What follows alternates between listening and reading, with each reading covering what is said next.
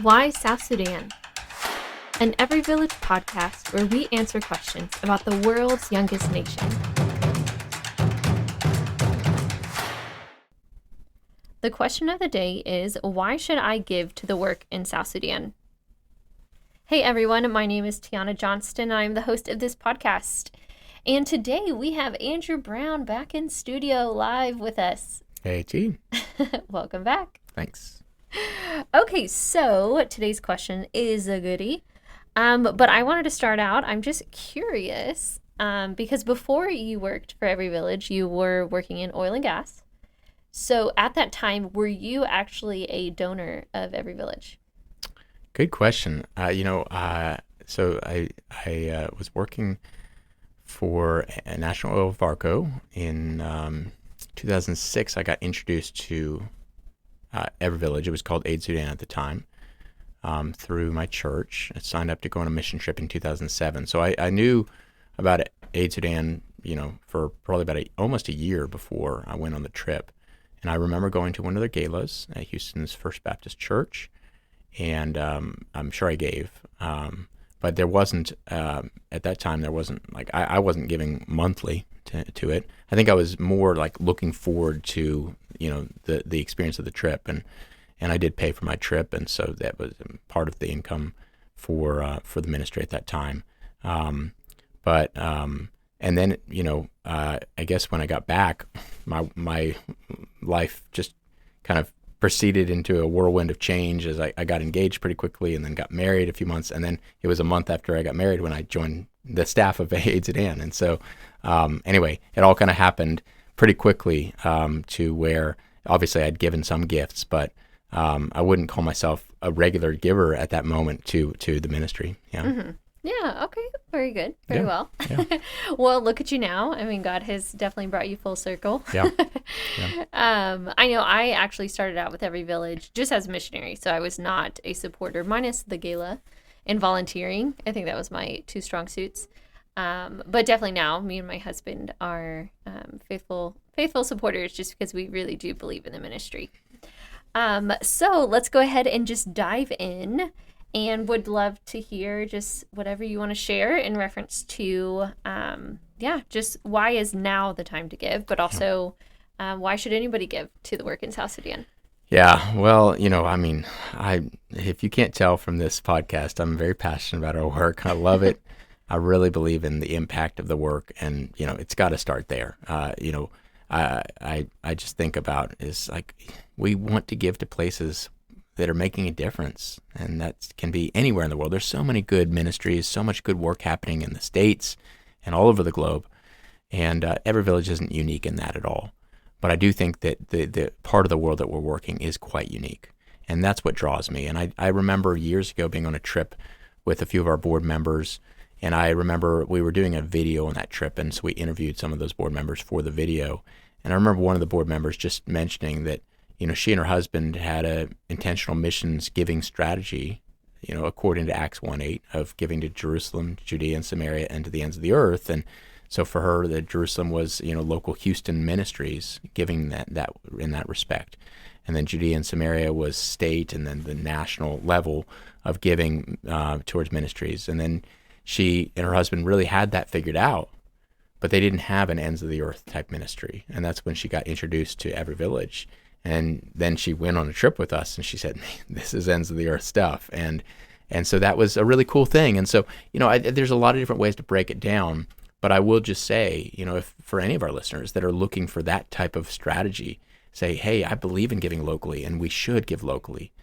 But there's also always been a call to go to the nations. And when you talk about ends of the earth, South Sudan is it. Mm-hmm. And so that's one reason that I love. The urgency behind the giving now is because South Sudan is such fertile soil right now. God has prepared it because of its history, so many years of suffering and war and struggle and trial, but it's really prepared the people's hearts. They're soft, they're ready, they're hungry, they're desperately crying out for more of the gospel, more of community development and all these things. And so it's not always going to be that way. In some ways, South Sudan is one of the hardest nations to work in the world because it's hard to get there. It's expensive to get things there. It's, the culture is so traditional. It can be really tough. And yet it's also one of the most joyous places to work because, dollar for dollar impact and just what we do there, it sinks into such lush soil in the hearts, right? Like it's not at all hard to share the gospel with someone in South Sudan and their hearts come alive, right? That's through our teams every week, the outreach teams and all that they're doing, working with churches and pastors. But I've also experienced it firsthand myself, being in South Sudan on trips, speaking to witch doctors or to others. They're just so open because it's not wickedness that's driving their rebellion. It's just ignorance mostly. They just don't know. They haven't heard the good news. They're still offering sacrifices for their sins. They're still making blood payments. And when they hear that someone came and took that away, they're like shocked, and it's joy. It's the treasure in the field, and in all their joy, they sell everything they have and get it, right? And so we see that again and again, and I know you've experienced that, Tiana. And so that's just a huge reason why we need to give what we can now to this nation, because it's not always going to be that way. The more that they're exposed to the modern world, sadly, I think the soil will get harder. But they aren't right now. So that's a huge thing. I do think that the efficiency of our ministry, dollar for dollar, it stretches really far. Again, it's expensive to work there in some respects, especially transportation. That's the big thing. I was talking to someone today about, the cost of the last mile. It's always costs the most to get any service provision to the final mile to your house or whatever. Well, it's the same in South Sudan. And I read a book years ago that from a philanthropist who works in South Sudan. He's worked all over the world, but he said, 90% of the cost of getting things to South Sudan is after you cross the border. Getting it to the border from wherever it is in the world is pretty easy. It's once you get to the border, it's so tough. So in some ways, it's quite expensive, but once you're there, then there's not utility payments. There's not ongoing taxes or other things. I mean, there's just it's just the Wild West. It's open. Our land, we're not paying property taxes for our land. Typically our properties are given to us by communities, or maybe we did make a one-time payment, but pretty low, relatively speaking. And so there's a lot of advantages because communities are so eager for us to work there that they want to participate in that. And so I love that. And so I do think that it means that when you give to Every Village, you can be confident that most of that money is going directly to the field and make a huge impact in lives eternally. And so that's another important reason for us. And for giving. And so I just think those are huge reasons. And it's just a real joy to be able to give to this ministry financially, to give our lives as well. And then when I think about the stories of transformation, those testimonies, I can see it in the faces of our staff. I can hear it in stories that I hear verbally. I can read it in testimonies that we get in our weekly reports, all these things. And I think that's the reason. That's the reason, because people are coming to know Christ for the very first time. People are learning to understand how to manage their lives better, to how to run their communities so that they have ongoing access to water, or they're learning how to run a radio station, or they've got communities that are so willing to give. And that's also a beautiful thing. It's like, we ask, the church in America to support our work, but we're not only asking the church in America. We ask the church in South Sudan to support our work in so many ways. And I've told this, to so many people because I'm just proud of it. I'm proud of the church in South Sudan. But over the last 7 years, the South Sudanese have given over $300,000 to our ministry, either purchasing radios or giving donations to the radio stations, or paying for their water services, or all these different ways. They pay for announcements on the radio or other things. The South Sudanese are contributing, and tens of thousands of people have given to the work there.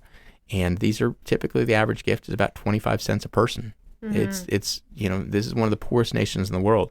But if they're willing, if they're lining up to give money, then shouldn't we do the same? And because it's a partnership, and I love that. So those are just some of the initial things that come to my mind. Yeah, even towards the end when you were speaking, kind of what came to mind was ownership, and just even the pride of them saying, this is our nation.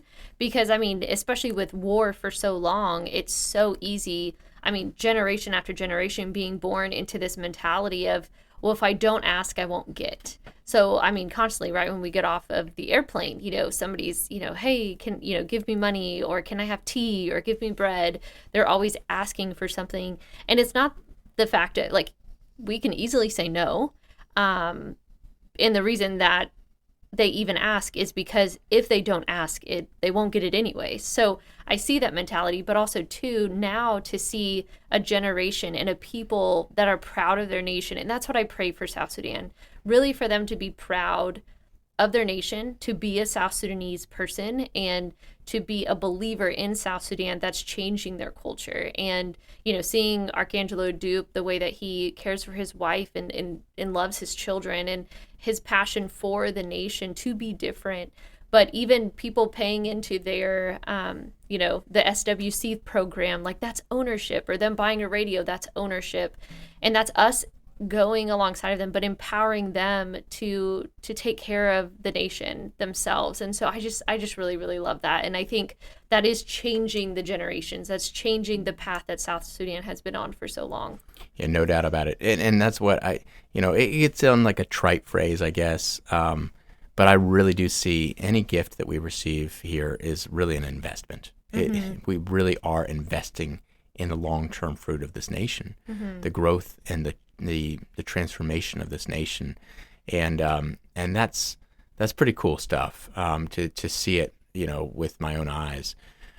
So those are all the reasons why I think it's so important to give to South Sudan specifically, and to every village's work there in that nation from a impact perspective. But I think I also want to back it off to just the impact that it has on our donors here in the United States, and again, man, there's so many amazing ministries out there. I think about kind of one of the gold standards, Hope International, such an amazing microfinance ministry that has been so generous with their resources, with their knowledge, with their platforms in representing other ministries and what God's doing. And I just want to give a shout out to them because we're learning from them too, rooting for rivals. Like we're not rivals. We're all in this work together, and everything we have is God's. But so there's so many great ministries out there like that.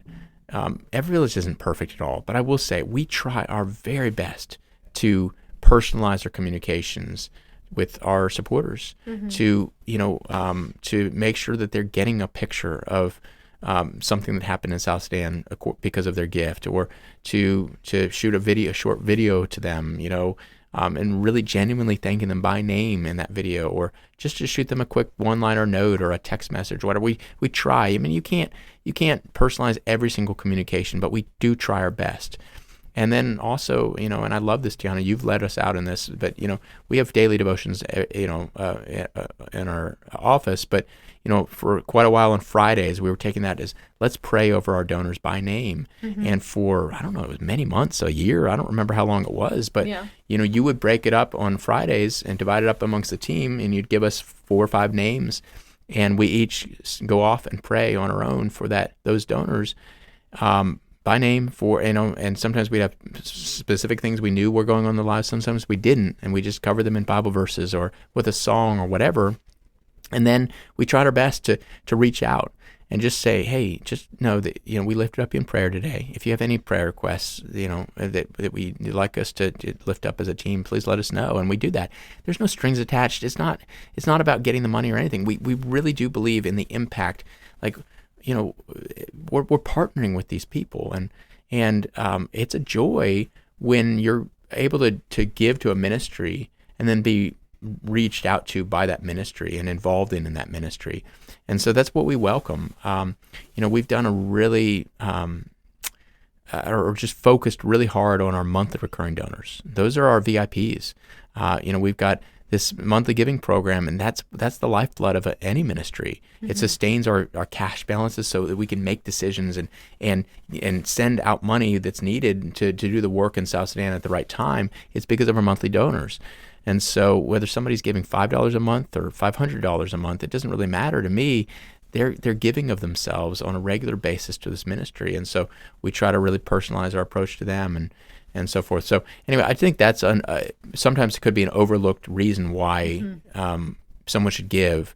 And it's not wrong to want to be benefited yourself from your giving. I think that's right. That's the way God wants it to be. Because if it's only a one-way street, then we're going to dry up and kind of lose the joy of giving. But He wants us to rejoice, in the impact of our giving and to be really a community in that. And so I think that's a really important thing to bring up. I'm glad you highlighted that. I know me and my husband Daniel, I mean, we give just because we truly, truly believe in this ministry.